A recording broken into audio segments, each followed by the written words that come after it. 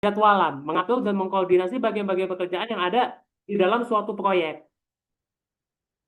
Untuk buat yang belum tahu terkait PERT dan CPM itu sendiri, PERT itu singkatan dari Program Evaluation Review Technique, sedangkan CPM-nya itu sendiri singkatan dari ya, Critical Path Method ya, metode jalur kritikal.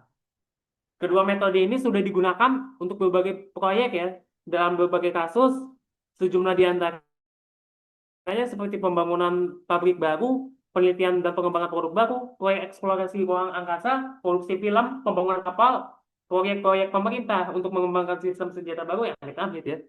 Kemudian relokasi fasilitas utama, pemeliharaan reaktor nuklir, pemasangan sistem informasi manajemen, hingga kampanye iklan.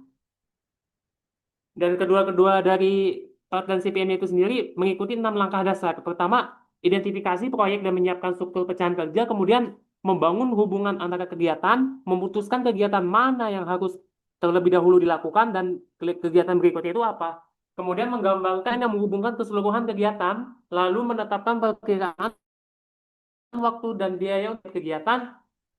Selanjutnya menghitung jalur waktu terpanjang melalui jaringan ya, atau melalui jalur kritis, dan terakhir menggunakan jaringan untuk membantu perencanaan, penjadwalan, dan pengendalian proyek.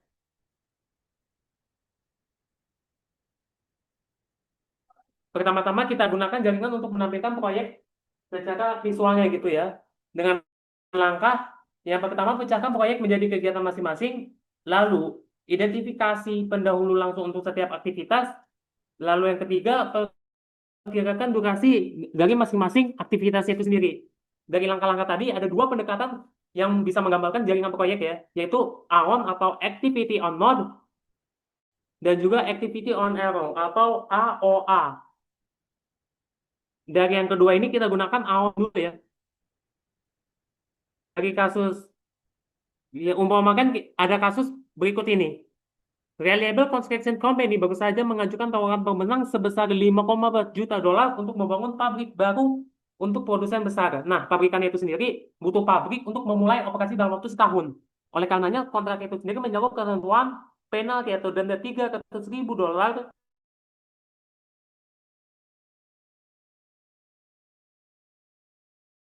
kalau Reliable Construction Company belum menjadi sekarang. Dan kemudian untuk memberikan insentif tambahan untuk konstruksi yang cepat, bonus sebesar 150.000 dolar akan dibayarkan kepada perusahaan yang tadi kalau pabriknya itu sendiri selesai pembangunannya dalam 40 minggu. Reliable-nya itu sendiri, perusahaan tadi menugaskan manajer konstruksi terbaiknya ya, Bapak David Perti, misalnya untuk proyek ini demi membantu memastikan tetap sesuai jadwal. Beliau sendiri menantikan tantangan untuk membawa proyek ini sesuai jadwal dan bisa-bisa dia mungkin menyelesaikannya secara lebih awal. Namun karena dia ragu bahwa itu akan layak diselesaikan dalam waktu 40 minggu tanpa mengeluarkan biaya yang berlebihan, dia telah memutuskan untuk memfokuskan pekerjaan awalnya untuk memenuhi tenggat waktu 47 minggu. Nah, Pak Petinya itu sendiri perlu mengatur sejumlah laku ya untuk melakukan berbagai konstruksi aktivitas pada waktu yang berbeda. Tabel yang di halaman berikutnya yang akan kami tunjukkan memberikan memberikan yang menunjukkan daftar berbagai kegiatan. Kolom ketiganya itu sendiri memberikan informasi tambahan penting untuk mengkoordinasikan penjadwalan kru ya. Untuk yang menggali gak ada pendahulu langsungnya ya, karena itu paling pertama ya. Estimasinya 2 minggu, meletakkan fondasi yang didulukan dengan A 4 minggu, begitu juga seterusnya. Sebagaimana yang dapat rekan-rekan sekalian lihat ya, di sini tabelnya, dari tabel tadi kita dapat bentuk ya jaringan proyeknya itu sendiri, di mana untuk kode aktivitasnya itu sendiri masing-masing mulai dari A itu menggali, B meletakkan fondasi, C memasang dinding kasar, D memasang atap, dan memasang elemen-elemen berikutnya, sampai akhirnya di L itu pengecatan interior, M-nya itu memasang perlengkapan eksterior, dan N-nya itu sendiri memasang perlengkapan interior ya. Dan untuk jaringan proyeknya dapat dilihat di sini. Di sini dimulai saat hari ke-0 ya, dimulai dengan A selama 2 hari, kemudian B, kemudian C ya, dan begitu di tahap C ya, bisa ke D, bisa ke I, atau bisa ke E, kayak bercabang gitu, berdasarkan apa yang disampaikan dalam informasi yang ada di tabel. masalahnya itu sendiri, berapa total waktu yang dibutuhkan untuk menyelesaikan proyek jika tidak ada keterlambatan. Kemudian kapan setiap aktivitas harus dimulai dan selesai paling lambat agar proyeknya itu sendiri selesai tepat waktu. Kemudian kapan setiap aktivitas dapat dimulai dan selesai paling awal jika tidak ada keterlambatan. Kemudian aktivitas mana yang menjadi hambatan kritis sehingga tidak boleh mengalami keterlambatan untuk mencegah penundaan proyek. Dan yang kelima, untuk aktivitas lain, berapa banyak keterlambatan yang dapat ditoleransi tanpa menunda penyelesaian proyek.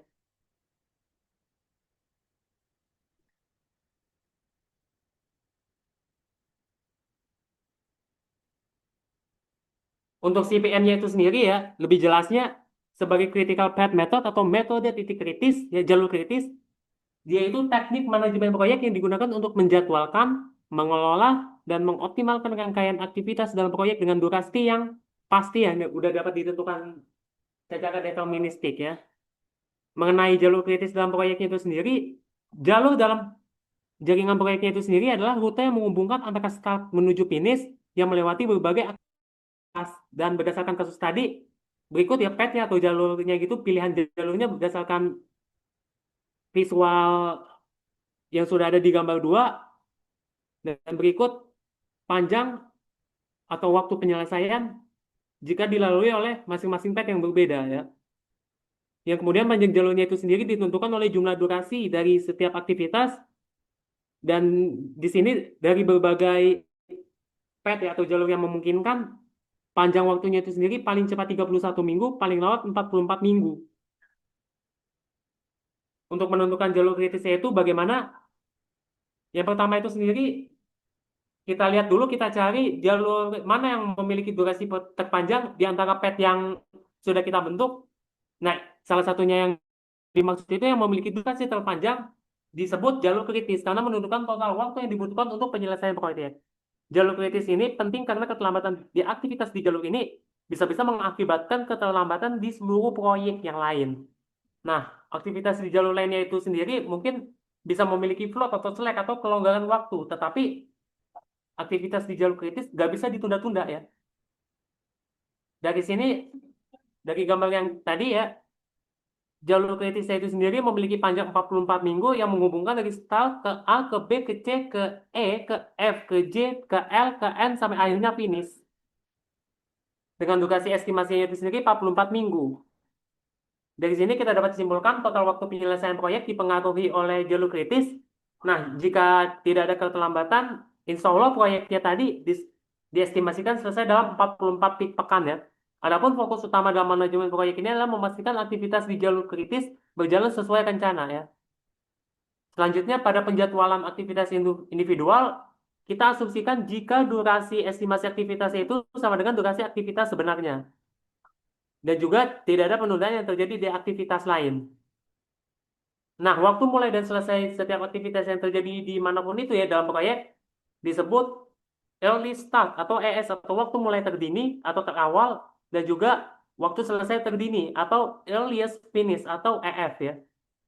ES-nya itu sendiri waktu terawal suatu aktivitas bisa dimulai tanpa penundaan. Demikian juga EF adalah waktu terawal dari suatu aktivitas bisa selesai tanpa penundaan. Di mana EF-nya itu sendiri sama dengan ES ditambah estimasi durasi aktivitas.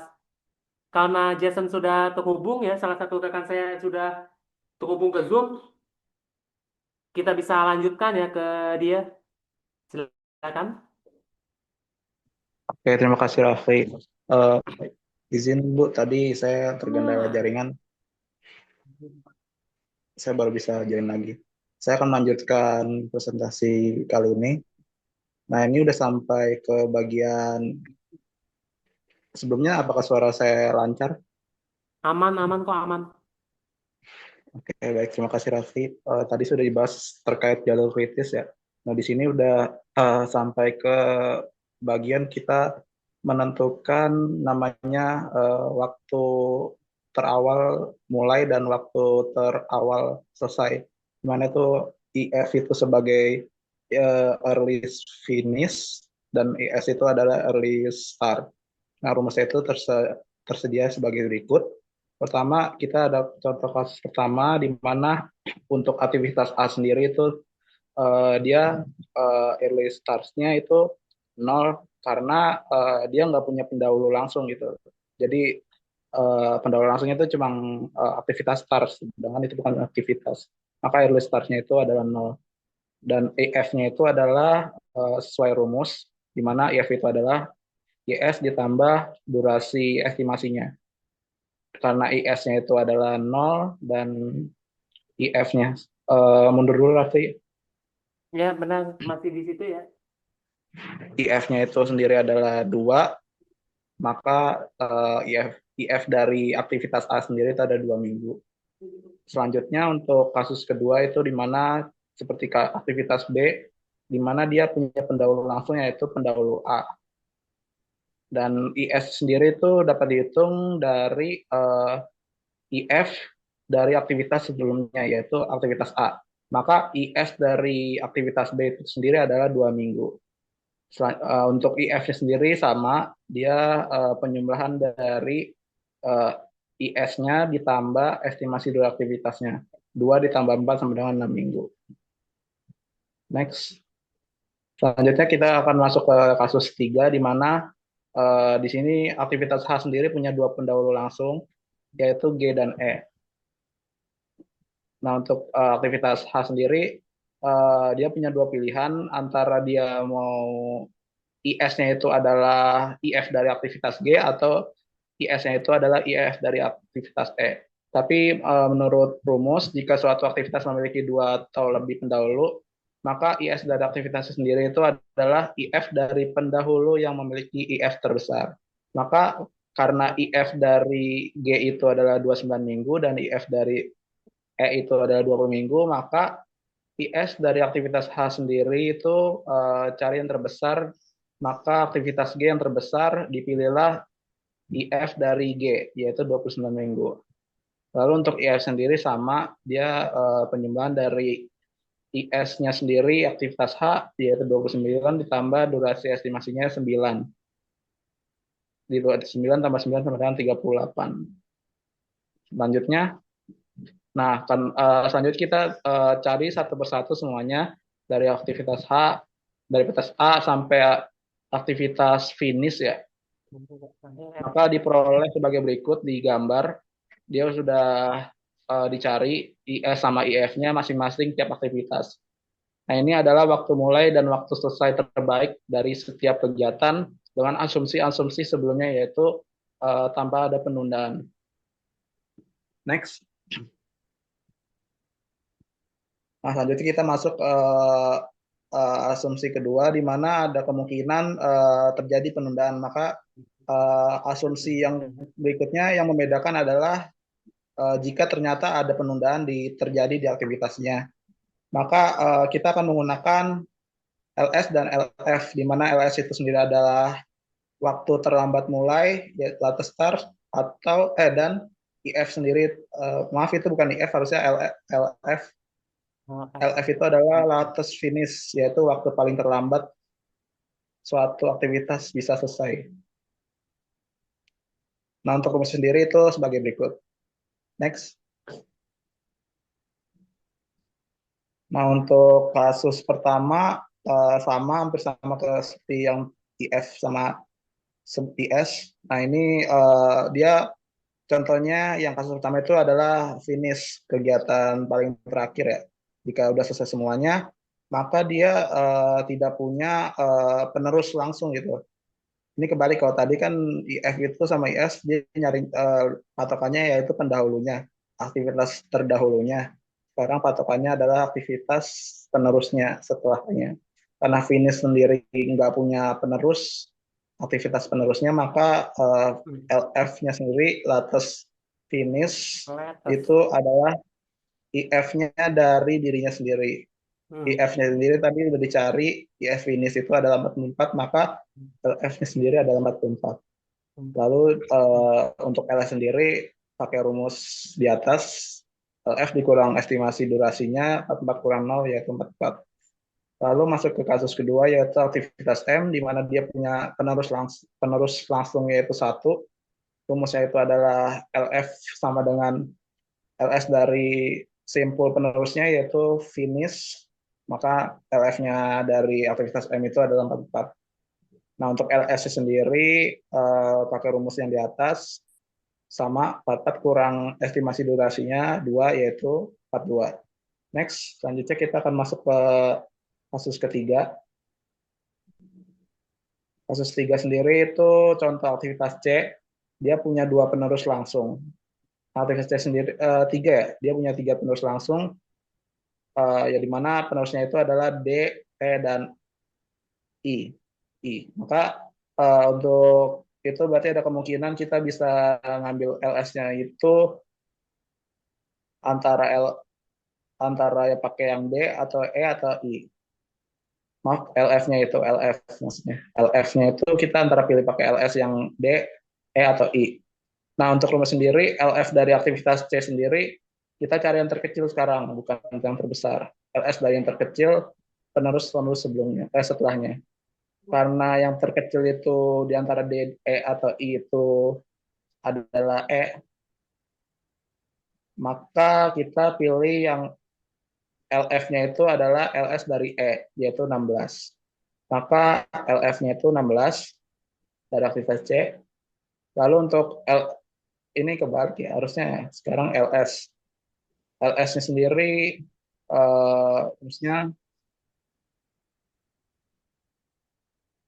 rumusnya adalah pengurangan dari LF dikurang durasi estimasinya 10. Maka hasilnya 6.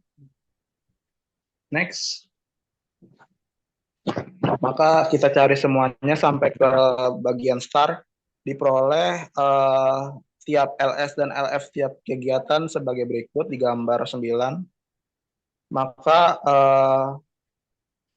waktu mulai terburuk ini dari waktu mulai dan waktu selesai terburuk dari tiap kegiatan saat ada penundaan bisa dilihat dari LS sama LF finish ya, yaitu 4 minggu. Gitu. Next. Nah, untuk selanjutnya kita akan mengecek tiap kelonggaran aktivitas yang ada, di mana ini ada notasi yang terbaru.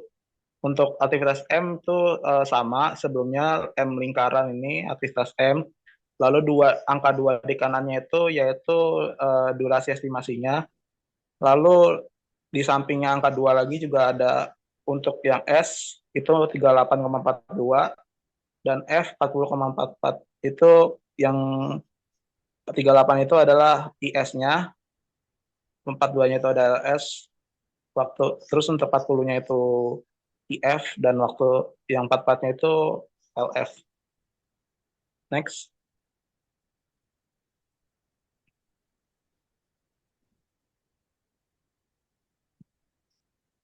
Nah, rumus dari kelonggaran atau slack itu yaitu LF dari aktivitas tersebut dikurang EF dari aktivitas tersebut. Next.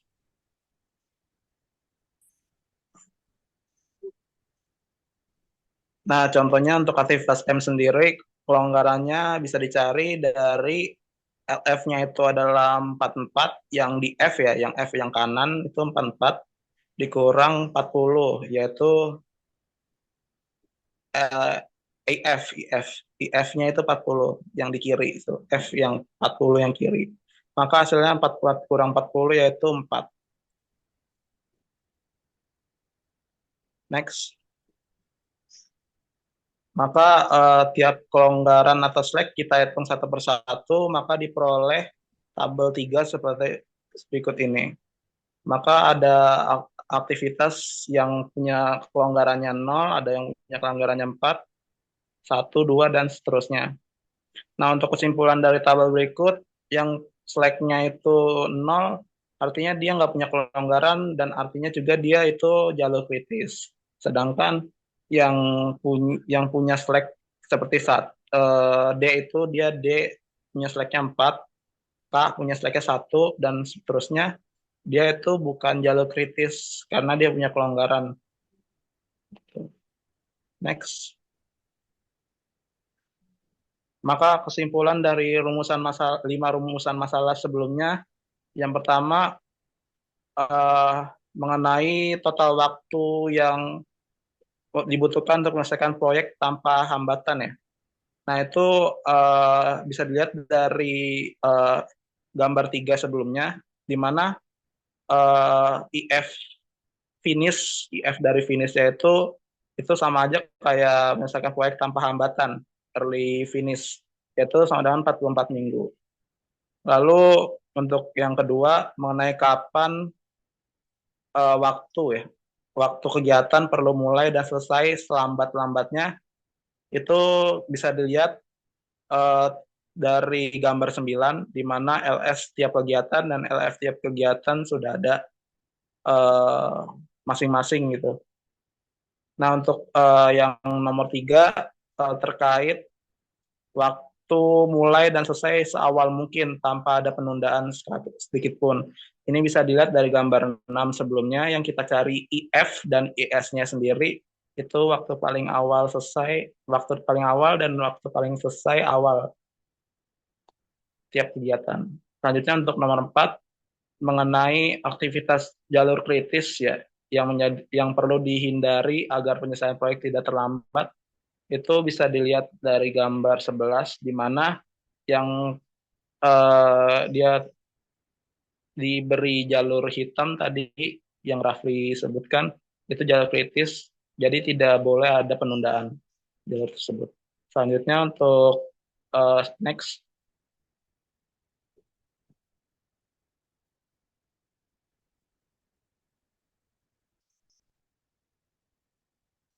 Nah, untuk rumusan masalah 5 terkait adanya kelonggaran tiap kegiatan.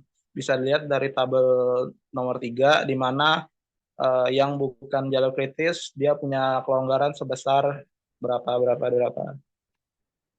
Next. Nah, kita sudah menemukan 5 rumusan masalah sebelumnya. Selanjutnya kita akan um, menemukan rumusan masalah baru, yaitu terdapat ketidakpastian dalam memperkirakan durasi yang akurat. Karena tadi yang kita peroleh itu adalah hanya durasi estimasi yang kadang bisa berubah-ubah tergantung variabel faktor-faktor lainnya. Maka kita harus memperkirakan kemungkinan-kemungkinan terburuk, kemungkinan-kemungkinan terbaik agar menghindari tenggat waktu 47 minggu.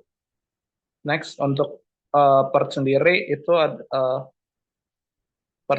adalah metode analisis jaringan proyek, di mana di sini dipakai untuk menjadwalkan, mengatur, dan mengkoordinasikan suatu proyek yang memiliki ketidakpastian. Kalau tadi yang CPM itu kepastian, kalau ini ketidakpastiannya. Nah, di sini ada pendekatan 3 perkiraan. Sederhana kalau misalkan suatu kan suatu menghitung sesuatu yang nggak pasti ya, yang acak. Kalau Iya, apa satunya lagi selain itu term ya, itu kan menghitung iya betul. seperti ya. Jadi yang satu datanya adalah seperti apa, yang satu datanya adalah deterministik gitu kan. Jadi perkiraannya sudah bisa diketahui. Kalau yang satunya ya namanya juga nggak pasti. Berarti ngitungnya probabilistik kan, peluang. Jadi Iya, hal betul. sesederhana kamu sampaikan tepat gitu ya, bahwa memang apa namanya yang harus digaris bawahi adalah PERT itu sesuatu yang tidak pasti itu gitu. Makanya kenapa lebih banyak mempelajarinya tentang peluang. Gitu sih. Oke, Mangga lanjutin. Baik, terima kasih banyak, Bu. Untuk pendekatan 3 perkiraan PERT ini, yang pertama, kita punya estimasi most likely, paling mungkin. Yang kedua, kita punya estimasi optimis. Yang ketiga, kita punya estimasi pesimis. Nah, ini distribusinya yang digunakan dalam PERT ini, yaitu mendekati distribusi beta. Next.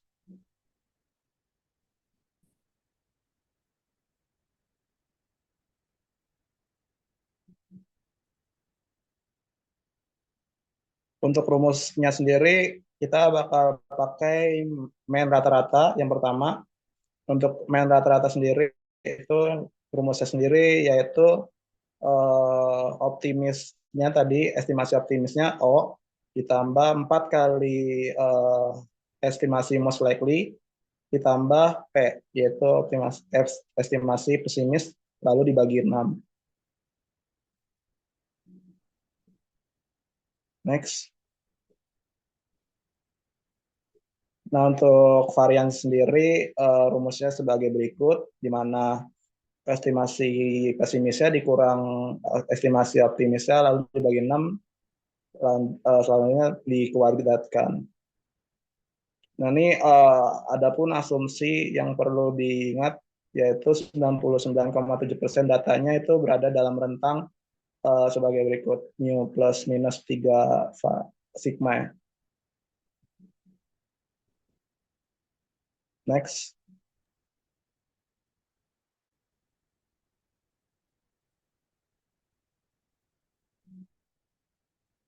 Nah, sekarang kita cari masing-masing tiap aktivitas untuk rata-ratanya dan variansnya.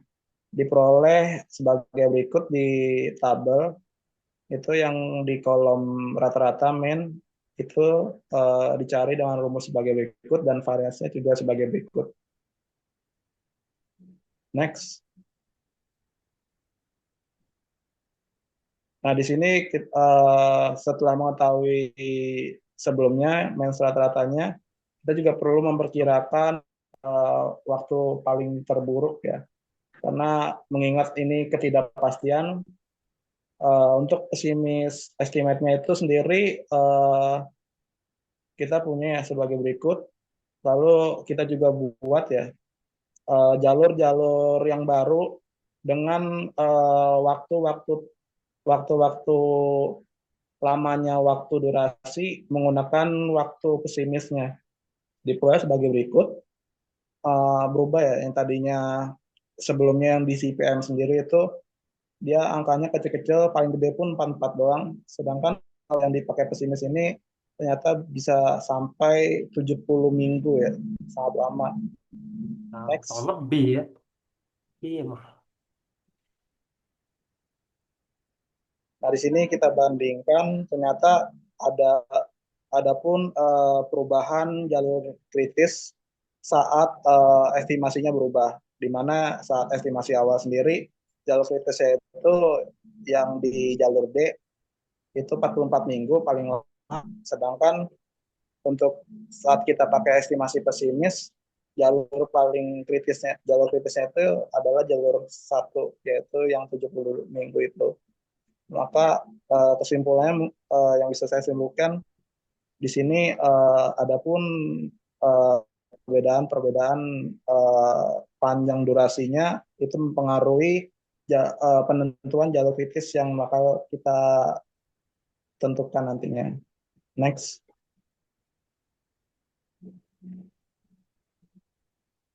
Nah, di sini menggunakan selanjutnya kita akan masuk ke tree simplifying approximation, di mana inti dari dari sebab ini yaitu kita akan mencari rata-rata dari tiap jalur kritis dan varians dari tiap jalur kritis.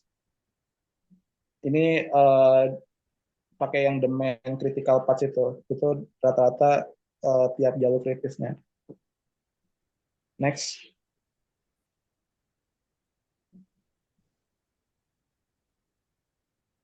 Yang pertama kita akan asumsikan jalur kritis rata-rata itu jalur yang terpanjang dalam kasus estimasi yang awal. Jika jalur kritisnya adalah jalur yang 4 itu, yang 44, pastinya dia adalah jalur yang terpanjang. Gitu. Itu asumsi kita yang pertama. Nah, untuk asumsi kita kedua, yaitu asumsikan aktivitas pada jalur kritis itu independen. Contohnya itu seperti jika aktivitas M,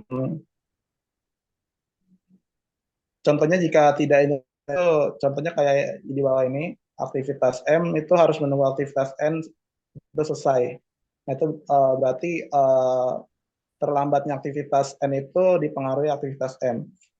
Nah, itu kita asumsikan bahwa terlambatnya itu tidak dipengaruhi aktivitas sebelumnya. Next. Nah, di sini dari tabel sebelumnya ya, yang rata-rata dan varian setiap aktivitas, itu kita kuningin yang jalur-jalur untuk yang kritisnya, pakai jalur kritis yang keempat tadi, yang A, B, C, E, F, G, L, N ya. Ya. Nah, itu kita kuningin. Nah, lalu kita jumlahkan rata-rata tiap yang jalur kritisnya aja, sama varian jalur kritisnya aja. Kayak contoh untuk kolom rata-rata jumlah dari 2 tambah 4 tambah 10 tambah 4 tambah 5 dan seterusnya, yang jalur yang dikuningin aja itu ditambahnya hasilnya 44. Variannya juga segitu, hasilnya 9. Next. Nah, di sini selanjutnya masuk memperkirakan probabilitas memenuhi tenggat waktunya, di mana kita punya T itu adalah durasi proyek, lalu mu P itu adalah rata-ratanya tadi 44, ya, mu P itu adalah rata-rata untuk jalur kritisnya doang. Lalu sigma P kuadrat itu adalah varians untuk yang jalur kritisnya aja, yaitu 9. Dan kita akan memenuhi tenggat waktu D, yaitu 47 minggu. Nah, di sini kemungkinan itu pakai rumus deviasi normal Z. Nah, rumusnya ini mirip kayak normal Z, di mana rumusnya itu sebagai berikut. Nah, setelah kita dapat ke alfanya sama dengan satu ya. Ya. Nah, selanjutnya kita cari dari tabel Z, di mana P standar normalnya itu kemungkinan durasi proyeknya itu T kurang dari sama dengan D, D-nya itu deadline proyeknya. Nah, sama dengan menggunakan rumus P dari standar normal kurang dari K alfa. Berarti standar normal kurang dari 1 sama dengan 1, di mana hasilnya itu kalau misalnya kita lihat tabel Z itu 0,84. Maka kemungkinan 0,8413 ya. kenapa Raffi? Iya kan ini lebih jelasnya PT kurang dari sama dengan D-nya itu sendiri sama dengan 0,8413 kan karena satu dikurang 0,1587. Ya, itu pembulatannya 0,84. Kita ambil 2 angka di belakangnya aja. Maka kemungkinannya tadi adalah kita dapat kemungkinan durasi proyeknya itu kurang dari sama dengan deadline, yaitu 47 minggu adalah 0,84 atau 84% itu bisa memenuhi tenggat waktu begitu. Ini lagi-lagi dari 3 perkiraan sebelumnya itu hanya perkiraan kasar yang masih bisa berubah-ubah. Dan untuk tidak amannya sendiri berarti tadi 1 dikurang 0,84. Oke, next.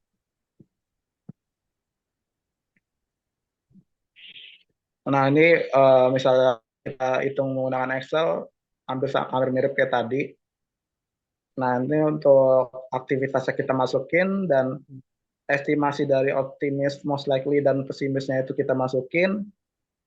Lalu kita tandain yang kritikal jalur kritisnya pakai bintang.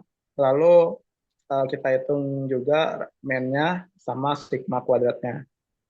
Nah, untuk yang di kanan pun itu kita hasilin didapat sama juga, yaitu 0,8413 untuk standar normal. Next. Nah, selanjutnya kita akan masuk ke rumusan masalah yang baru, di mana sebenarnya cara yang termudah untuk mengatasi tenggat deadline adalah menambah pekerja sebanyak-banyaknya. Tapi adapun masalah proyek biasanya memerlukan adapun masalah keuangan ya, keuangan yang dibatasi.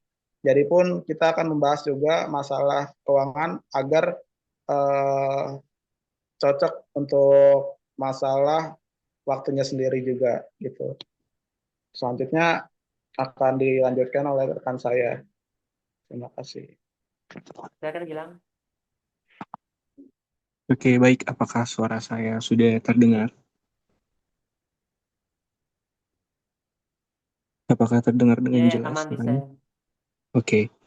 Oke, selanjutnya adalah kita akan membahas tentang considering time cost trade-offs atau pertimbangan pertukaran waktu dan biaya. Jadi, hal ini itu kita akan membahas konsep bahwa mempercepat penyelesaian dari suatu proyek yang sering disebut dengan crashing biasanya memerlukan biaya tambahan karena kita mungkin harus menambah tenaga kerja, lembur, dan mempercepat pengiriman bahan. Sebaliknya, jika kita memperlambat atau memperpanjang waktu proyek, kita bisa menurunkan biaya tapi harus siap menghadapi risiko seperti penalti, kehilangan klien, atau rugi pendapatan. Maka dari itu, kita perlu melakukan analisis, untuk menentukan kombinasi waktu dan biaya yang paling efisien. Bisa di next? Oke. Jadi teman-teman bisa melihat dari grafik yang sudah diberikan. Jadi titik normal pada grafik biaya waktu untuk suatu aktivitas menunjukkan waktu dan biaya aktivitas saat dilakukan secara normal. Nah, titik crash itu menunjukkan waktu dan biaya ketika aktivitas benar-benar fully crashed, yaitu sepenuhnya dipercepat dengan biaya yang dihemat untuk mengurangi durasinya sebanyak mungkin. Nah, bisa di next lagi, Rafli? Nah, di sini kita akan mencoba menganalisis sebuah studi kasus. Di sini adalah ada sebuah manajer, seorang manajer proyek, kita namanya Mr. Perti, yang meminta staff dan supervisornya untuk mengembangkan data untuk setiap kegiatan proyek yang reliable. Jadi, dari tabel yang kumpulkan, ini merupakan informasi mengenai pertukaran waktu dan biaya pada aktivitas proyek reliable. Terlihat bahwa durasi awal proyek adalah 44 minggu. Jika semua aktivitas di crash penuh, maka durasinya bisa turun menjadi 28 minggu. Tetapi biayanya akan naik menjadi 6,15 juta. Padahal perusahaan hanya akan dibayar 5,4 juta plus 150.000 jika selesai lebih cepat. Seperti itu. Bisa di next. Nah, bisa di next lagi. Jadi kita mencari tahu apa cara paling murah untuk crashing beberapa aktivitas yang bisa mengurangi durasi proyek ke tingkat yang ditentukan, yaitu 40 minggu. Di next lagi, Raffi. Udah. Oke, karena jalur keempat memiliki durasi terpanjang, yaitu 44 minggu, maka kita akan mengurangi waktu di jalur ini. Kita akan membandingkan biaya crash per minggu yang disimpan, yang diberikan di kolom terakhir pada tabel 5 untuk aktivitas ini. Nah, untuk biaya terkecilnya adalah 30.000 untuk aktivitas I dan aktivitas J. Tapi karena hanya aktivitas J yang ada di jalur kritis, maka dari itu kita akan prioritaskan aktivitas J terlebih dahulu. Bisa di next? Nah, ini adalah sebuah tabel awal yang digunakan untuk mulai analisis biaya marginal proyek reliable. Perubahan ini menghasilkan pengurangan panjang setiap jalur yang mencakup aktivitas J selama 1 minggu, karena jalur keempat masih yang terpanjang, yaitu 43 minggu. Nah, proses yang sama diulang untuk menemukan aktivitas yang paling murah untuk dipersingkat di jalur ini. Bisa di next lagi, Raffi? Nah, sekali lagi, kita mempercepat aktivitas J karena aktivitas J ini menunjukkan pengurangan maksimum 2 minggu itu diperbolehkan di aktivitas ini. Nah, pada titik ini, jalur keempat masih yang terpanjang, yaitu ada di angka 42 minggu, tetapi aktivitas J tidak dapat dipersingkat lagi. Bisa di next lagi. Saat ini, sekarang sudah aktivitas J itu udah nggak bisa dipersingkat lagi, dan selanjutnya aktivitas F menjadi aktivitas yang paling murah untuk dipersingkat, yaitu 40.000. Maka aktivitas F dipersingkat 1 minggu. Seperti itu. Karena aktivitas F bisa dipersingkat hingga 2 minggu, maka kita crash lagi 1 minggu. Hasilnya ketiga jalur terpanjang, yaitu jalur pertama, keempat, dan keenam, kini memiliki durasi 40 minggu. Itu artinya target kita sudah Ya, tercapai ya, dan kita tidak perlu motivasi. crashing lagi. Bisa di next lagi, Rafli. Nah, ini merupakan visualisasi jalur kritis setelah aktivitas J dan F sepenuhnya di crash. Terlihat bahwa sekarang proyek bisa diselesaikan dalam waktu 40 minggu dan biaya tambahan yang minimal dibandingkan jika kita crash semua aktivitas sekaligus. Di next lagi, Rafli. Selain menggunakan program tadi, kita juga bisa menggunakan program linear untuk membuat keputusan crashing. Jadi tujuannya adalah untuk mencari cara paling murah untuk mempercepat crash aktivitas proyek. Jadi kita definisikan terlebih dahulu beberapa variabelnya, mulai dari start time, time reduction, dan juga project finish time. Dan di sini kita akan coba meminimalkan total biaya crashing Z sama dengan 100.000 X A plus 50.000 XB sampai dengan 60.000 XK, dengan kendalanya durasi proyek harus kurang dari sama dengan waktu target dari manajer proyek. Di next lagi, Rafli. Nah, yang pertama kita coba definisikan variabel keputusannya. XJ merupakan pengurangan durasi aktivitas J akibat crashing. Untuk J sama dengan A, B sampai N, dan nilai XJ harus non-negatif dan tidak melebihi maksimum yang diizinkan. Nah, ini ada di tabel 2.7. Di next lagi, Rafli. Nah, untuk variabel tambahannya, min YJ itu adalah waktu mulai aktivitas untuk J sama dengan B, C sampai N. Min Y finish adalah waktu selesai proyek, dan kendalanya itu Y finish kurang dari sama dengan 40 minggu.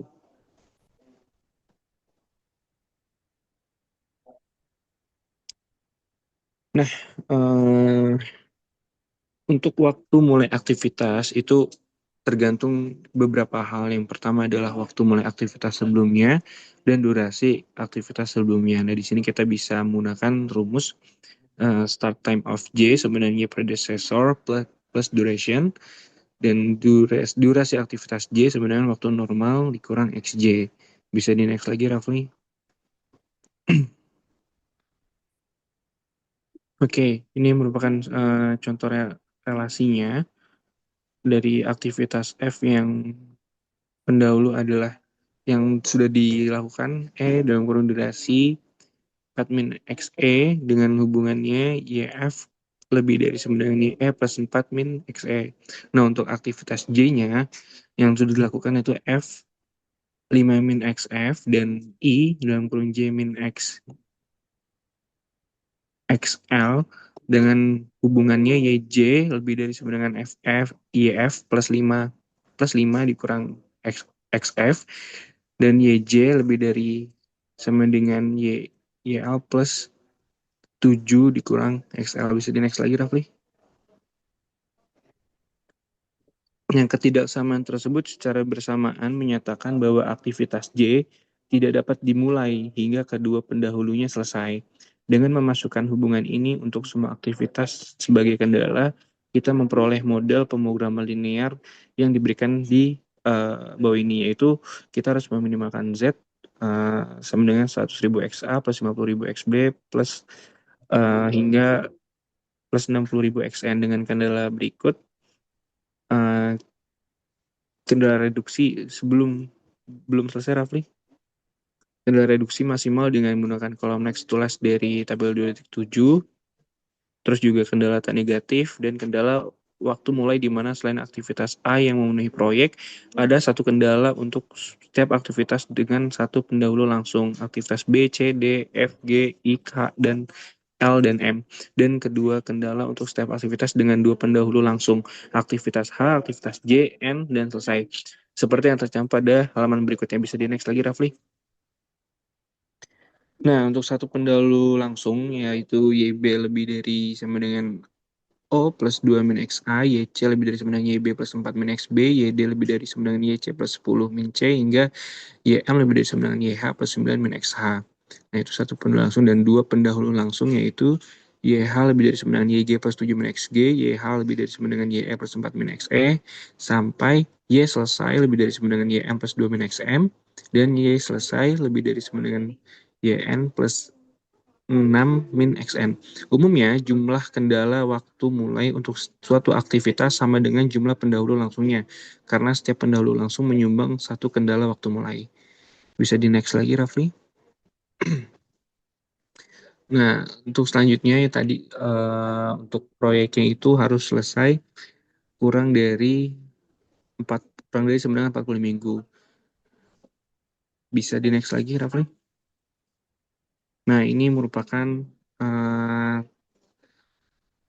proses dalam yang tadi di slide sebelumnya. Di next lagi, Rafli, untuk implementasinya. Enggak, di next. Nah, tadi keputusan yang harus diambil itu ditujukan dalam sel yang berubah dari I6 hingga I19, dan J6 hingga J19, dan I22. Kolom B hingga H sesuai dengan kolom dalam tabel 22.8, seperti yang ditunjukkan persamaan di bagian bawah gambar. Kolom G dan H dihitung dengan cara yang mudah. Persamaan untuk kolom K menyatakan fakta bahwa waktu selesai untuk setiap aktivitas adalah waktu mulainya ditambah waktu normalnya, dikurangi pengurangan waktu karena crash. Persamaan yang dimasukkan ke dalam sel target total cost yang ada di dalam sel I24 menambahkan semua biaya normal ditambah biaya tambahan karena crash untuk mendapatkan total biaya. Rangkaian kendala terakhir dalam kontrak dialog solver menetapkan bahwa pengurangan waktu untuk setiap aktivitas tidak dapat melebihi pengurangan waktu maksimum yang diberikan di kolom G. Kedua kendala sebelumnya menunjukkan bahwa proyek tidak dapat selesai hingga masing-masing dua pendahulu langsung atau aktivitas M dan aktivitas N itu selesai. Nah, kendala bahwa proyek I22 kurang dari sama dengan K22 merupakan kendala utama yang menetapkan bahwa proyek harus selesai dalam waktu 40 minggu. Kendala yang melibatkan start time, dan semuanya merupakan kendala waktu mulai yang menetapkan bahwa suatu aktivitas tidak dapat dimulai hingga masing-masing pendahulu langsungnya selesai. Misalnya, kendala pertama yang ditunjukkan pada kolom pada sel I7, dan di situ diketahui bahwa sel I7 lebih dari sama dengan K6 menyatakan bahwa aktivitas B tidak dapat dimulai hingga aktivitas A selesai. Bila suatu aktivitas memiliki lebih dari satu pendahulu langsung, ada satu kendala untuk masing-masing aktivitas tersebut. Sebagai ilustrasi, aktivitas H memiliki aktivitas E dan G sebagai pendahulu langsung. Akibatnya, aktivitas H memiliki dua kendala waktu mulai. Di next lagi. Nah, kita mungkin telah memperhatikan bahwa bentuk lebih dari sama dengan batasan waktu mulai memungkinkan penundaan dalam memulai suatu aktivitas setelah semua pendahulu langsungnya selesai.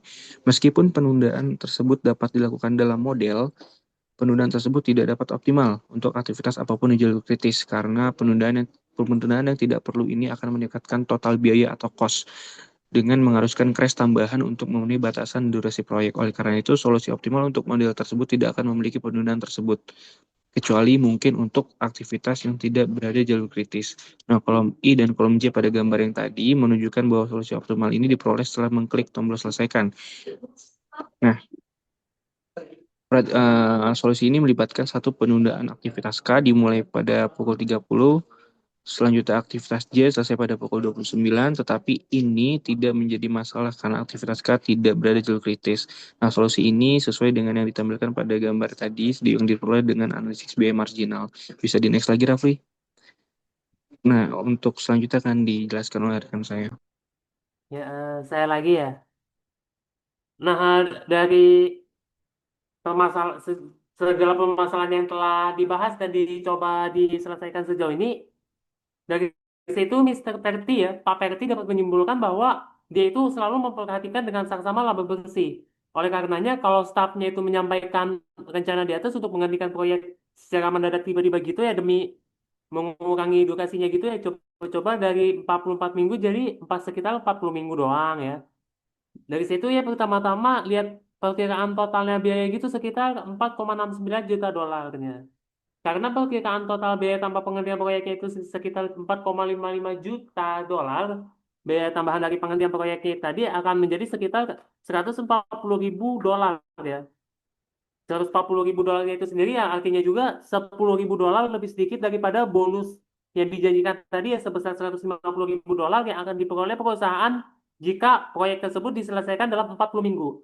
Namun Pak Pertinya itu sendiri mengetahui dari pengalaman panjang apa yang kita bahas di bagian tadi ya, dari situ ada ketidakpastian yang cukup besar tentang berapa banyak waktu yang sebenarnya akan dibutuhkan untuk setiap aktivitas dan juga untuk keseluruhan proyek. Perlu diingat bahwa pendekatan tiga perkiraan partnya itu sendiri menghasilkan distribusi probabilitas atau peluang untuk durasi proyek yang sekitar 0,8413 ya tadi ya. Nah, tanpa crashnya itu tadi, distribusi probabilitas memiliki rata-rata 44 minggu, tetapi variasinya itu sangat besar ya. Sehingga ada probabilitas substansial di sekitaran 0,2 untuk tidak menyelesaikannya dalam waktu 47 minggu yang akan memicu denda sebesar 300 ribu dolar ya. Dengan rencana crash yang baru tadi, yang mengakibatkan kata-katanya itu sendiri berkurang menjadi 40 minggu, ada kemungkinan yang sama besar bahwa durasi proyek aktual akan melebihi 40 minggu seperti berada dalam 40 minggu. Dari situ, kenapa menghabiskan tambahan 140 ribu dolar itu sendiri untuk memperoleh peluang 50% ya 50-50 untuk mendapatkan bonus sebesar 150 ribu rupiah. Untuk kesimpulan yang pertama, rencana untuk menghentikan proyek hanya memberikan peluang setengah untuk benar-benar menyelesaikan proyek dalam waktu 40 minggu. Jadi biaya tambahan untuk rencana tersebut 140 ribu dolarnya tadi tidak dapat dibenarkan. Oleh karenanya, Pak Perti menolak segala penghentian pada tahap ini. Dengan lebih jelasnya itu sendiri, dia mencatat bahwa dua aktivitas yang telah diusulkan untuk dihentikan ya berupa F dan J terjadi di sekitar pertengahan proyek. Oleh karenanya, kalau proyek berjalannya itu sendiri jauh lebih cepat dari jadwal sebelum mencapai aktivitas F, maka penerapan rencana penghentian hampir pasti akan memungkinkan penyelesaian proyek dalam waktu 40 minggu. Lebih jauhnya lagi, Pak Perti tahu bahwa akan baik bagi reputasi perusahaan serta prestasi dirinya sendiri untuk menyelesaikannya jika berhasil di waktu lebih awal ya.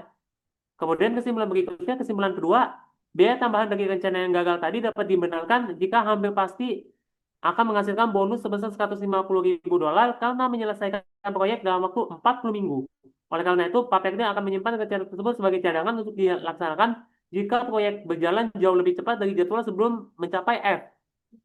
Dari situ, Pak Perti lebih khawatir tentang kemungkinan bahwa proyek akan berjalan sangat lambat dari jadwal, sehingga perusahaannya tadi ya akan kena denda 300 ribu dolar karena tidak selesai dalam waktu 47 minggu.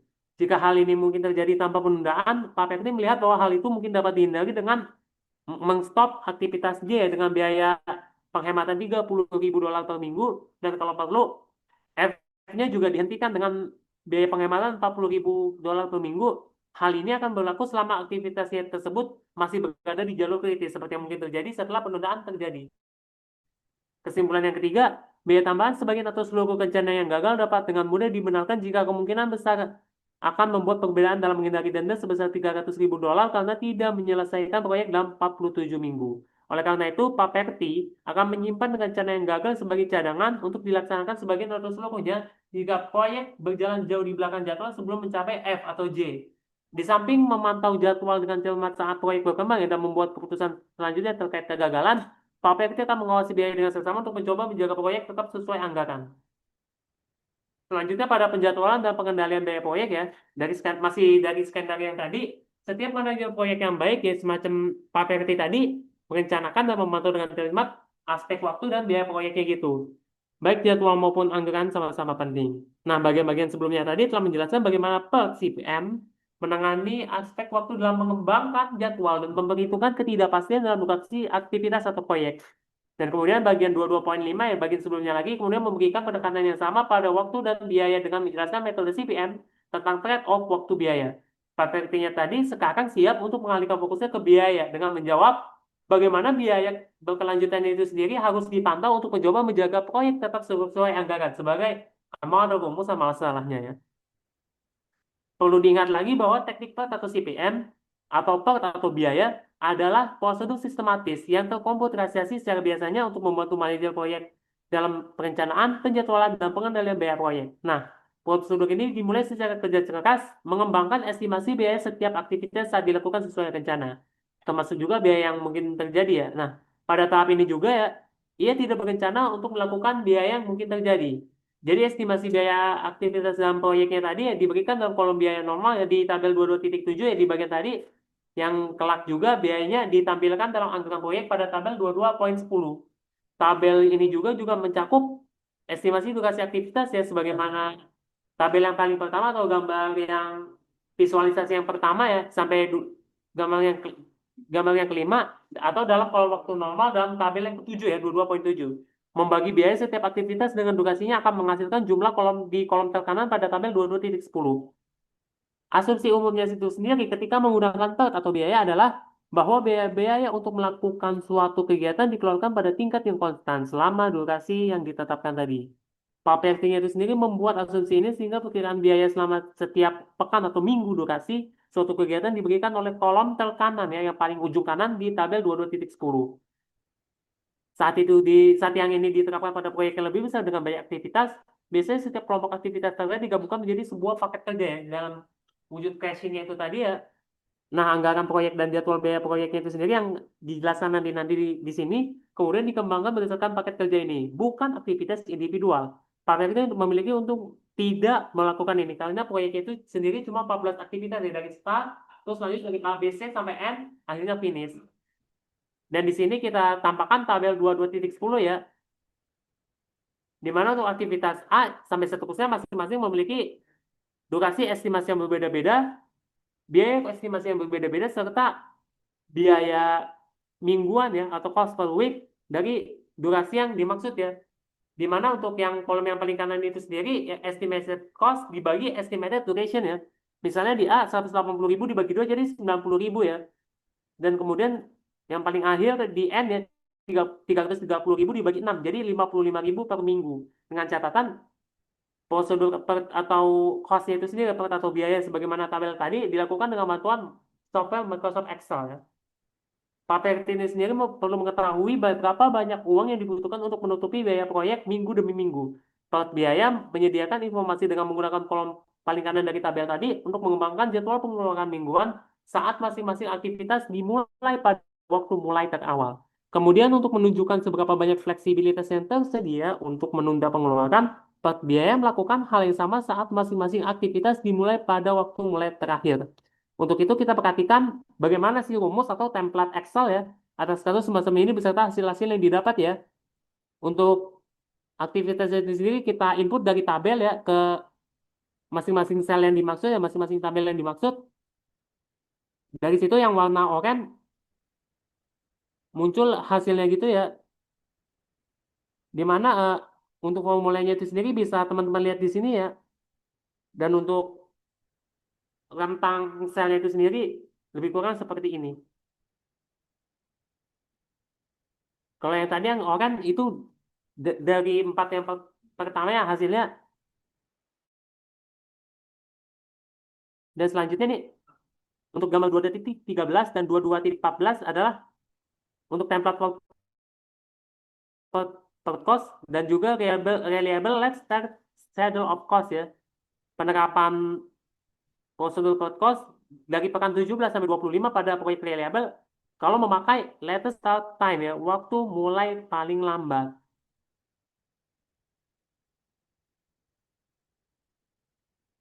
Ini sebenarnya masih sama ya.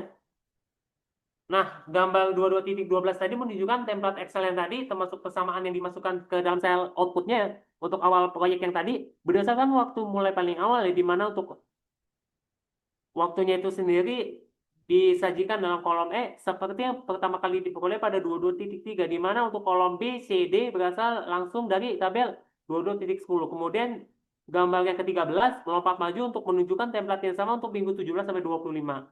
Karena aktivitas D, E, I semuanya memiliki waktu mulai yang terawal ya sama-sama di 16 minggu ke-16 ya, alias 16 minggu setelah dimulainya proyek, semuanya dimulai pada week 17 ya. Sementara aktivitas F dan G dimulai kemudian setelah periode yang ditunjukkan.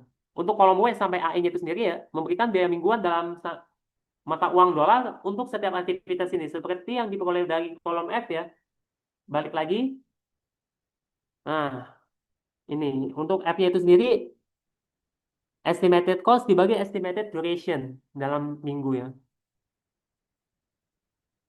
Dan juga untuk durasi aktivitasnya itu sendiri diberikan oleh kolom C ya. Dan baris ke-21 menunjukkan jumlah biaya aktivitas mingguan untuk setiap pekannya. Dan baris di bawahnya lagi, baris ke-22 dari template tadi menunjukkan total biaya proyek dari minggu pertama sampai minggu yang ditunjukkan. Misalnya kita perhatikan minggu ke-17 ya. Sebelum minggu ke-17 memang sih A, B, C semuanya sudah selesai. Tapi tidak ada aktivitas lain yang dimulai. Jadi total biayanya itu sendiri untuk 16 minggu pertama dari tabel 22.10 180.000 ditambah 320.000 ditambah 620.000 dolar, jadi hasilnya kalau kita jumlahkan 1.120.000 dolar dengan menambah biaya proyek mingguan untuk minggu ke-17 ya, kita jumlahkan tadi yang 1.120.000 rupiah ini sendiri dengan 175.833 dolar ya. Kalau kita tambahkan jadi 1.295.833 dolar.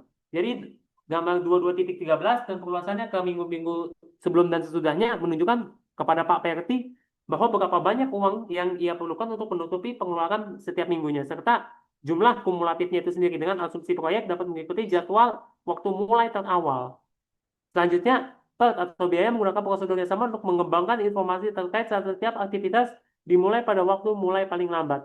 Waktu mulai paling lambat ini sendiri pertama kali didapat dari gambar 22.4, kemudian kita aplikasikan ulang ya, kita dalam kolom E ya, di gambar 22.14 yang melalui Microsoft Excel. Nah, sisa gambarnya tadi dibuat dengan cara yang sama dengan yang 22.13.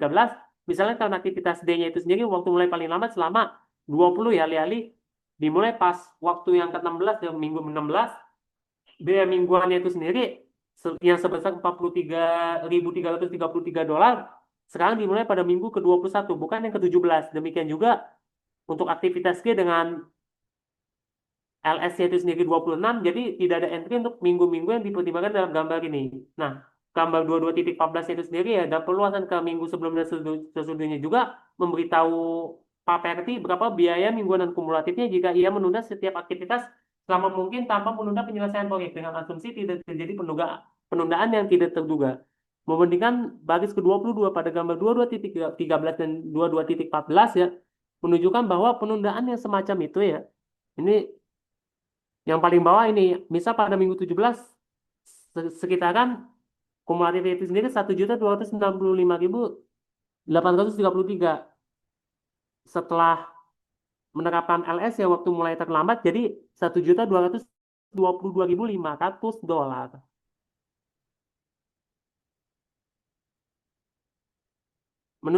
Dari situ kedua gambar tadi menunjukkan bahwa penundaan semacam itu dapat menghasilkan penghematan sementara yang cukup besar yang sangat membantu kalau perusahaan itu sendiri mengalami kekurangan uang tunai. Namun penundaan semacam itu hanya akan digunakan dengan enggan karena akan menghilangkan keleluasan untuk menghindari penundaan penyelesaian proyek jika ada aktivitas yang mengalami penundaan yang tidak terduga. Dari sini kita dapat plotnya tadi ya, plot dari jadwal dari biaya kumulatif proyeknya itu sendiri ketika aktivitasnya itu sendiri dimulai dari masing-masing waktu mulai yang paling awal ya, yang ditujukan dalam the top cost curve atau dalam waktu mulai yang paling lambat ya, yang di kurva yang bawah ya, dan bangun data plot yang tersusun dari kurva atas sama kurva bawahnya itu sendiri ya menunjukkan selisihnya itu sendiri ya. Di 16 pekan pertamanya itu sendiri dia cenderung linear gitu ya. Projected cost schedule for both earliest and latest start time, yaitu untuk kegiatan A, B, dan C ya. Begitu bercabang ya ke D dan seterusnya, D, E, I, dan seterusnya dengan menggunakan early start maupun latest start time ya. Kurvanya itu sendiri, pergerakan kurvanya akan berbeda-beda ya. Tentu saja waktu mulai dan biaya aktivitas yang mengarah ke plot yang ada di gambar 22.15 itu tadi baru sekedar perkiraan dari apa yang sebenarnya terjadi. Namun gambar tersebut memberikan perkiraan terbaik dari biaya proyek kumulatif minggu demi minggu saat mengikuti jadwal kerja berdasarkan waktu mulai paling awal atau paling lambat. Jika salah satu dari jadwal kerja yang tadi dipilih perkiraan terbaik, kemudian menjadi anggaran yang harus diikuti sedekat mungkin. Anggaran yang ada di area yang diarsir di antara dua plot kurva itu sendiri, ya, di antara dua plot kurva biaya yang tadi juga dapat diperoleh dengan memilih jadwal kerja yang mengharuskan memulai setiap aktivitas di suatu tempat antara waktu mulai terawal dan terlambat. Satu-satunya anggaran tadi yang layak untuk menjadwalkan penyelesaian proyek pada akhir minggu ke-44 ya, tanpa ada yang mengkreset atau membentrok atau ibaratnya itu dikompres gitu ya, terletak di area yang diarsir yang tadi ya, atau pada salah satu dari dua kurva biaya. Perusahaan Reliable Construction Co. memiliki dana yang cukup untuk menutupi pengeluaran hingga pembayaran diterima. Oleh karena itu, Paperti telah memiliki jadwal kerja berdasarkan waktu mulai terawal untuk memberikan peluang terbaik demi penyelesaian yang cepat. Jadi begitu, ternyata dia masih khawatir dengan kemungkinan besar dikenakan denda $300.000 karena tidak menyelesaikan dalam 47 minggu. Akibatnya, anggaran disediakan oleh kurva biaya teratas pada gambar kita lampirkan tadi ya, gambar yang tabel 22.11 yang ada di slide yang sebelum ini ya. Selanjutnya untuk mengontrol biaya proyek ya, dari tabel 22.11, setelah proyek berjalan, Paperti perlu memantau biaya aktual secara cermat dan mengambil tindakan korektif, ya, ibarat koreksi gitu ya, kayak peninjauan ulang ya, seperti direvisi dikit yang diperlukan untuk menghindari pembengkakan biaya yang serius. Salah satu cara pentingnya tadi adalah memantau biaya proyeknya dengan membandingkan biaya aktual hingga saat ini dengan anggaran yang disiapkan oleh kurva paling atas yang kurva base case yang ada di gambar 22.15.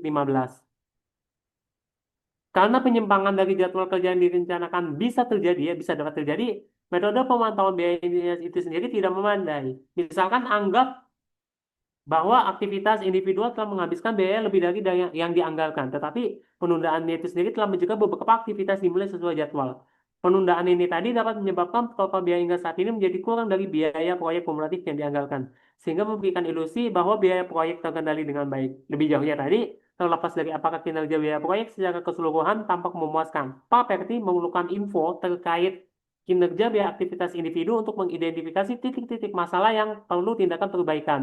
Oleh karenanya, biaya secara berkala membuat laporan yang berfokus pada kinerja biaya aktivitas individual. Nah, secara ilustratifnya saja ya, tabel yang ada di halaman sebelumnya, tabel 22.11 menunjukkan laporan yang diterima Paperti setelah diselesaikannya minggu yang ke-22 ya, alias di median jadwal proyek itu sendiri ya, 44/22 ya, benar ya, di tengah jadwal proyek. Nah, kolom pertamanya tadi mencantumkan aktivitas yang setidaknya telah dimulai saat ini, yang udah berarti pokoknya yang ada di kolom budget cost dan percent completed.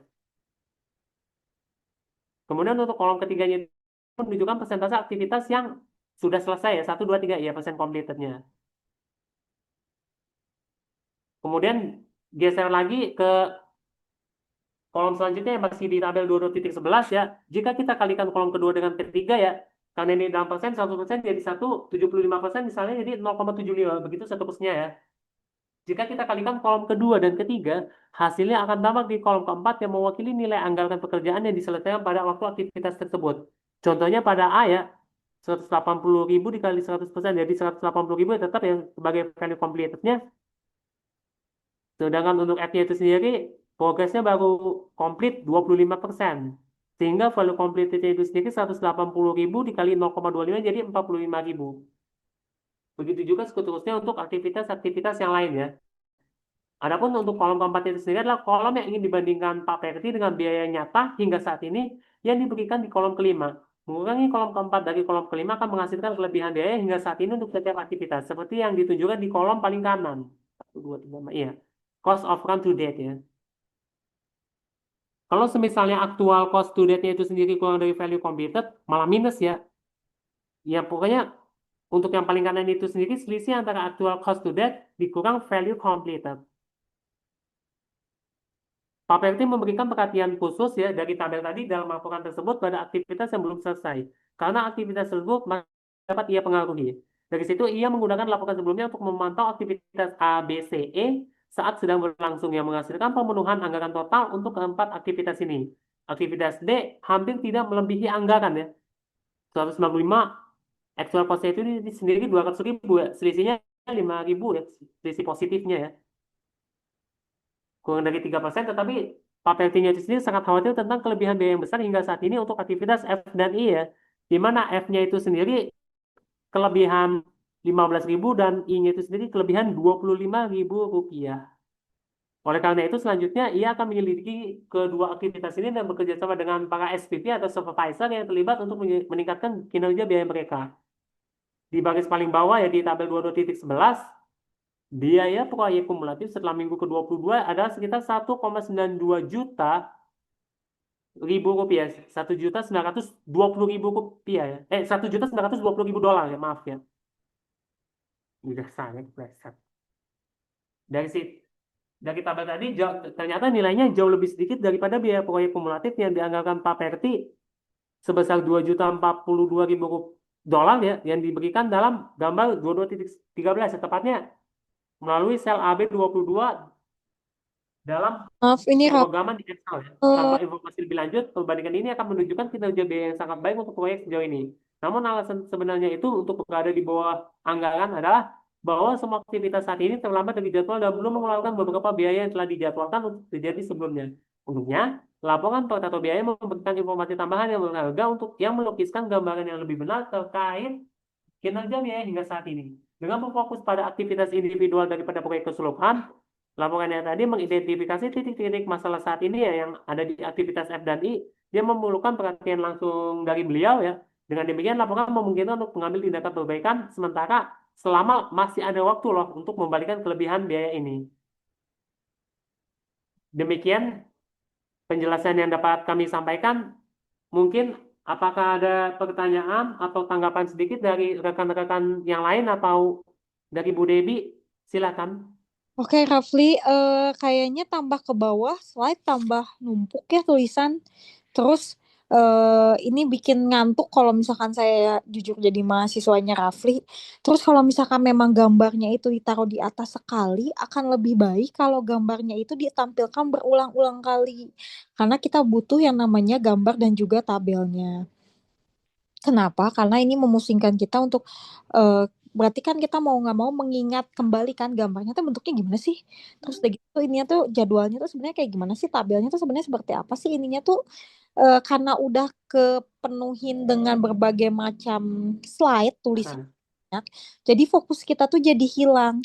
Yang tadinya kita tahu misalkan bentuk tabelnya adalah seperti ini, misalkan ada biaya budget, ada persen complete, ada value complete, lalu account cost to date, lalu cost of run to date gitu. Tapi kita tuh nggak teringat di ingatan apa tuh namanya otak kita tuh karena sudah ke distract oleh banyaknya tulisan, sorry itu saya banyaknya tulisan yang kamu buat dan sampai 3 slide ya, Bu. Iya, sampai 3 slide. Jadi mungkin saya kali ya, kalau saya kan udah gennya milenial. Kalau kalian kan gen Z, mungkin kalian ingatannya akan lebih baik ya dibandingkan saya gitu. Tapi kalau saya jadi yang itu berapa ya jumlahnya ya? Apa ya yang tadi maksud saya tuh kan mau membandingkan gitu dari tabel aja. Kan kita bisa membandingkan aktivitas A, B, C, D sampai I malahan kan. Terus ditambah juga gambar. Gambarnya itu kan bahkan di atas sekali ya. Coba sama Rafli dilihat. Gambarnya itu tadi tuh di halaman keberapa ya? Kalau nggak salah tuh lumayan tuh. Di halaman 70 berapa ya tadi tuh? 74 sampai 76 ya. Iya, jadi terlalu ini sekali. Bagusnya kamu bagi itu 3, 1, 2, 3 gitu kan misalkan. Nah itu tuh jadi dalam satu ini tuh 3, tapi selalu ada gitu. Terus kalau misalkan kamu mau ngejelasin, bukan dengan kamu menuliskan semua apa yang kamu akan jelaskan. Kan ini online ya. Kenapa nggak kamu kasih lihat gambarnya, terus begitu kamu yang banyak bercerita, jadi kita disuguhkannya adalah gambar. Kenapa saya bilangnya seperti itu? Karena ketika kamu menyuguhkannya banyaknya tulisan, jujur pusing loh. Jujur saya juga pusing-pusingnya itu adalah saya tidak memahami apa yang inti yang mau disampaikannya. Jadi saya nggak bisa dapat gitu. Karena gambarnya udah terlalu ke bawah, tulisannya aja banyak. Apa ya tadi teh gimana sih bentuk gambarnya? Apa ya perbedaannya dari gambar 1, 2, 3 itu teh? Terus udah gitu apa ya beda-bedanya? Apa ya ininya? Kan itu kan masalahnya ngomonginnya data ya. Kalau ketika kita mau ngomongin data, menyajikan data, kita harus menyajikan ketiganya kepada eh, kalau kita sebagai pemateri kepada orang yang mendengarkan. Karena orang yang mendengarkan itu akan terbuka ketika melihat suatu data, apalagi data yang diungkapkan adalah benar adanya seperti itu gitu. Jadi ketika kita mau bertanya, oh udah sesuai datanya kayak gini, oh iya ini ada perubahan nilainya, misalkan ada perubahan apanya. Jadi kan terlihat gitu. Beda halnya kalau misalkan gambarnya di mana, tulisannya di mana, udah mencok-mencok, jadi yang ada kok gini ya? Apa ya tadi? Jadi kita berulang-ulang untuk dipaksa mengingat sesuatu yang kadang kita mengingatnya saja sudah lupa gitu. Ya ini saran ya, balik lagi nih saran dari saya gitu. Ya, untuk semuanya sih bukan hanya untuk Rafli gitu. Terus ada satu hal lagi mungkin Rafli ya, yang harus Rafli pahami gitu. Ketika memang Rafli itu di depan, Rafli bagus semangat gitu. Cuman yang saya sayangkan adalah ketika berbicara itu intonasi kamu itu cepat. Jadi kadang kita bingungnya, ini maksudnya gimana ya? Kalau saya intonasi saya cepat, tapi saya akan kasih kesimpulannya. Contohnya kayak gini. Oh, kalau plot itu dia itu kan membahas sesuatu yang tidak pasti ya. Beda sama CRM misalkan CRM itu dia menggunakan datanya itu yang pasti. Makanya kenapa data yang banyak digunakan di plot itu adalah yang peluang kaitannya dengan probabilistik. Nada saya akui cepat, tapi mahasiswa saya harapkan memahami ya ketika saya bahasanya adalah adanya penekanan. Nah, Nah, kalau ya, maaf. iya nggak apa-apa ini untuk kedepannya, karena saya ngelihat Raffi itu pintar dan saya ngelihat mungkin kamu senang apa namanya senang belajar dan kan nggak ada yang tahu ya presentasi itu gimana. Jadi orang matematika itu harus pintar memberikan suatu data gitu. Karena buat saya orang yang nantinya maju saat ini tuh bukan orang yang bisa menguasai segala hal, tapi orang yang bisa menyajikan data, dapat menganalisa data gitu. Karena nanti walaupun dengan kemajuan komputer seperti apa, tapi tetap masih butuh orang gitu. Beda halnya dengan robot gitu kan ya. Itu sih yang mungkin kedepannya bisa dipelajari oleh semuanya. Minggu kemarin, pas hari Senin saya dapat kelas di mana kalau nggak salah di kelas A apa di kelas B gitu. Ya dia presentasi dengan sepelan mungkin gitu. Saya dapat di sini presentasi dengan secepat mungkin. Ya nggak apa-apa hidup mah saling melengkapi. Cuman alangkah sayangnya gitu karena audiens yang kamu ketika kamu apa namanya terangkat itu tidak hanya saya gitu, tapi teman-teman kamu juga. Jadi kamu harus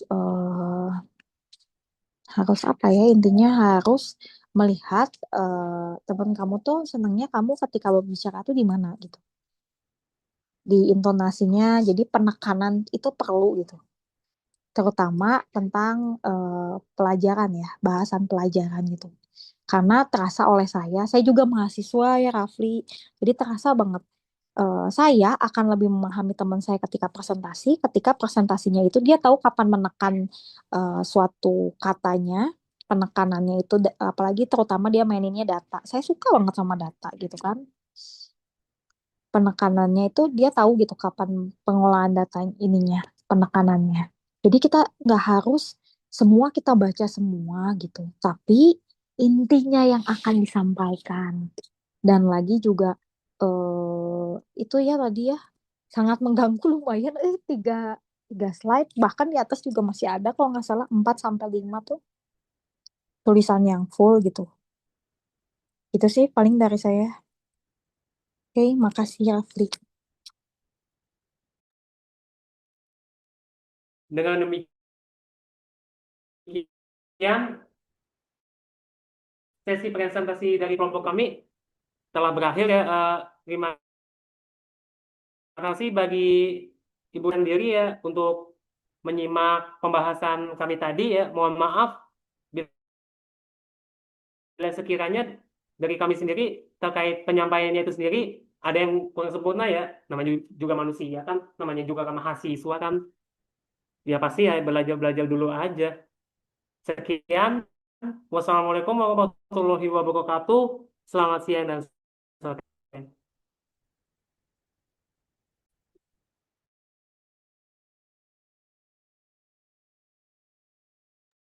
Yang Kafli, makasih ya. eh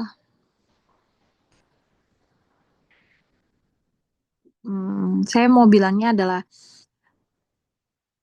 kan ini tujuannya Pak Ibnu untuk presentasi itu adalah agar kalian berani belajar untuk mengemukakan suatu bukan hanya pendapat ya, tapi Pak Ibnu itu ngasih kalian kelulusan untuk belajar mandiri dengan catatan eh, orang yang presentasi adalah orang yang memahami apa yang dia mau presentasikan gitu.